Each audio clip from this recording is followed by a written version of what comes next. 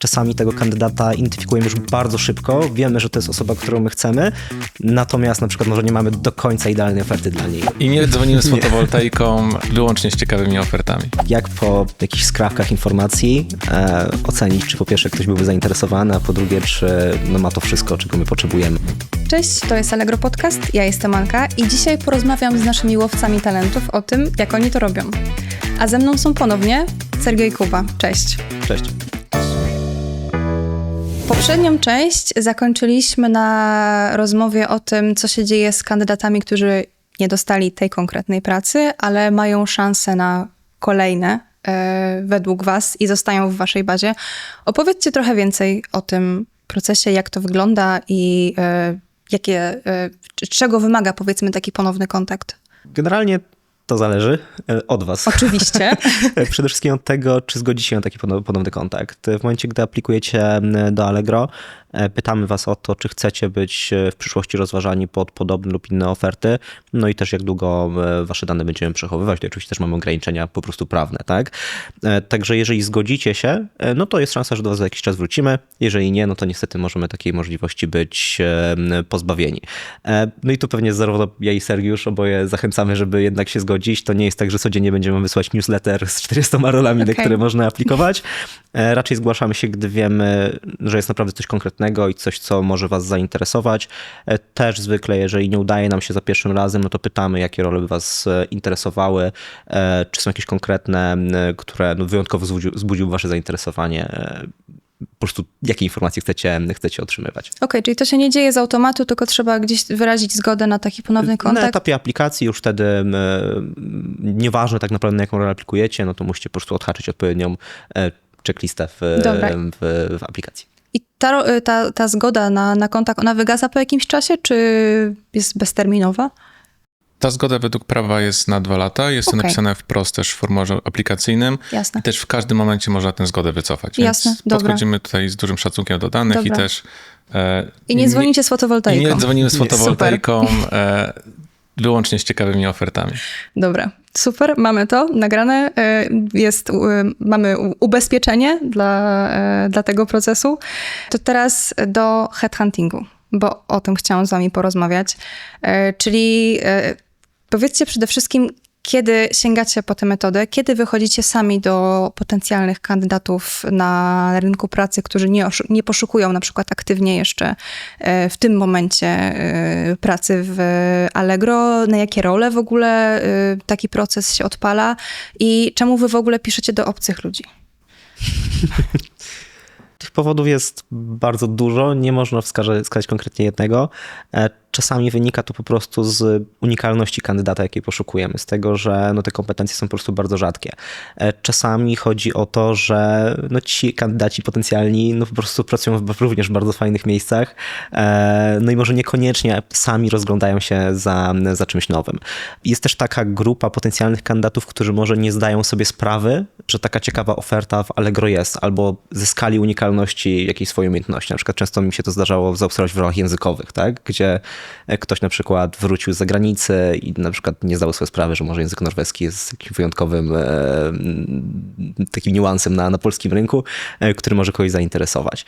Tutaj Sergiusz też pewnie może opowiedzieć o tym, jak to wygląda na wyższych poziomach rekrutacji, bo tam też często z takiego headhuntingu korzystamy.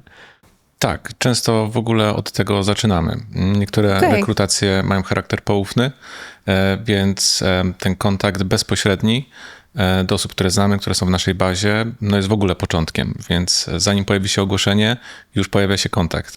No właśnie o to też chciałam zapytać, czy bywa tak, że macie jednocześnie poszukujecie aktywnie, tak jak wy to robicie, talentu, który może nie szuka teraz pracy i jest odpalone takie standardowe ogłoszenie, czy to są oddzielne procesy, które nie występują w tym samym czasie? Jak to działa?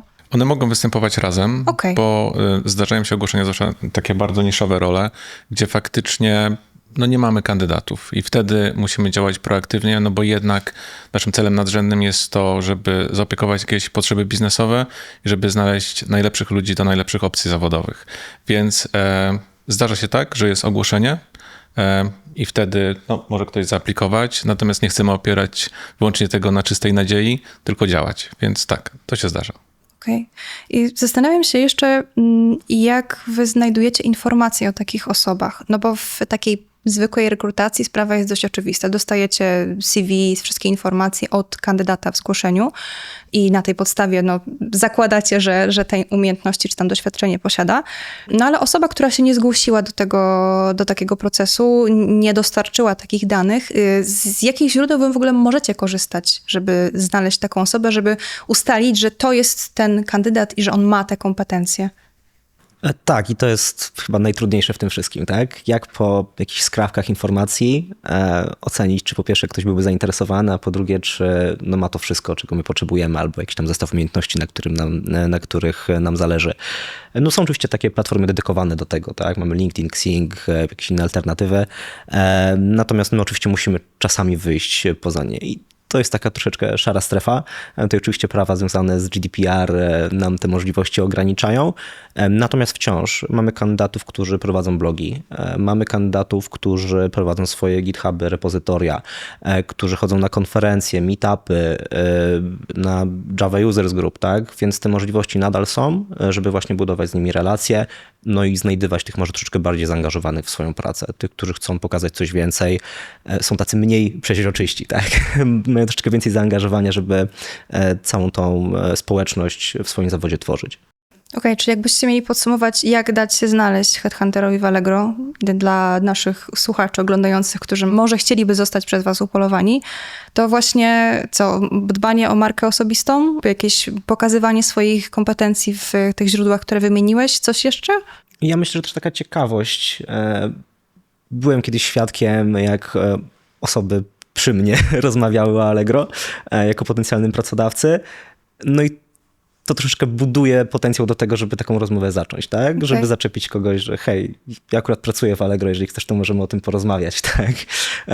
Więc generalnie, nie wiem, na przykład w takim swoim najbliższym otoczeniu, to wszyscy wiedzą, czym ja się zajmuję, ale ja też wiem wszystko o nich, jeżeli chodzi o to, gdzie pracują, czym się zajmują, taka wymiana naturalnej informacji występuje, ale po prostu myślę, że chodzi o bycie widocznym, o niebanie, po prostu myślę, że chodzi o to, żeby nie bać się pokazać na rynku. Czyli ten networking znowu gdzieś tam się pojawia, tak? Także w prywatnych kontaktach. To tak z ciekawości jeszcze, jakbyście mieli porównać ze standardową rekrutacją, jak długo potraficie szukać w ten sposób kandydata? Jak bardzo uparci jesteście w znajdowaniu tych wyjątkowych, perfekcyjnych po prostu osób na dane stanowisko? Znaczy w rolach takich absolutnie niszowych, czy dotyczących jakichś bardzo innowacyjnych produktów, które my jako Allegro mamy, a to jak wspomnieliśmy, nie tylko jest platforma zakupowa czy aplikacja, to może trwać nawet parę miesięcy. I mamy jeden taki przykład, że Kuba się kontaktował, ja się kontaktowałem, później jeszcze raz ja się kontaktowałem, później rola trochę się zmieniła, więc znowu Kuba wrócił. Udało nam się na końcu przekonać tę osobę, żeby aplikowała. Jest ona obecnie zatrudniona, ale ten proces trwał wiele miesięcy, było to wiele negocjacji. Wspominam to bardzo dobrze, ale to faktycznie był taki proces, który z jednej strony wymaga od nas pracy zespołowej, ale z drugiej strony też takiego utrzymania wiarygodności wobec tej osoby przez wiele miesięcy, co też było po prostu pełnym wysiłkiem. Nie wiem też, jak Kuba, ty to wspominasz. No tak, to są zwykle najciekawsze rekrutacje, te, w których w pewnym momencie się zderzamy w jakimś stopniu ze ścianą, tak? I ten ciężar się potrafi pojawić na różnych etapach. Czasami to jest zidentyfikowanie kandydata, czasami jest to wyjście w odpowiedni sposób do niego z ofertą, tak żeby go zainteresować. Czasami tego kandydata identyfikujemy już bardzo szybko, wiemy, że to jest osoba, którą my chcemy, natomiast na przykład może nie mamy do końca idealnej oferty dla niej, albo te negocjacje się przeciągają. Także ten środek ciężkości często jest troszeczkę w innych momentach, natomiast mam wrażenie, że w tych procesach najwięcej się człowiek uczy, tak? Najbardziej się może wykazać, pokazać swój warsztat. I dają też najwięcej satysfakcji, gdy się je w końcu wypełni. Także na pewno najciekawsze doświadczenie rekrutacyjne. No i ten efekt końcowy, tak jak powiedzieliście, daje nadzieję, że jednak mamy czym przekonać, tak? Takiego kandydata nawet po wielu miesiącach zastanawiania się i tego procesu. Dobra, to jakbyśmy mieli tak podsumować, jaki apel byście chcieli wystosować do osób, które może jeszcze nie wiedzą, że chcą pracować w Allegro, a może będą chciały w przyszłości. Myślimy, żeby dbało o markę osobistą, bo to jest przede wszystkim inwestycja w siebie, a jeżeli będą dbać o markę osobistą, to dają nam więcej szans, że my możemy te osoby zauważyć. Ja też myślę, żeby nie bać się rozmawiać, tak? To, że my się z kimś kontaktujemy, no to jest zaproszenie do jakiejś dyskusji. Ona się nie musi skończyć zatrudnieniem. Możemy porozmawiać o tym, co możemy zaoferować. Ta osoba może powiedzieć, jakie ma oczekiwania. Jeżeli nie teraz, to może za rok, za 1,5 roku, gdy no gdzieś po prostu nasze oczekiwania i oczekiwania tej osoby się zepną w całość, tak? Także to nie jest zobowiązująca rozmowa, ma ona bardzo luźny charakter, więc nie bać się rozmawiać po prostu. Tak, czyli warto chwalić się tym, co się wie nawet znajomym, bo nigdy nie wiadomo, kto komu powie i kto pracuje gdzie. Dobra, bardzo wam dziękuję za całą dzisiejszą rozmowę. Dzięki. I do zobaczenia w biurze. Do zobaczenia. Moimi gośćmi byli Sergiusz Tokariew i Jakub Garwol. Ja nazywam się Anna Maria Kottas i widzimy się w następnym odcinku.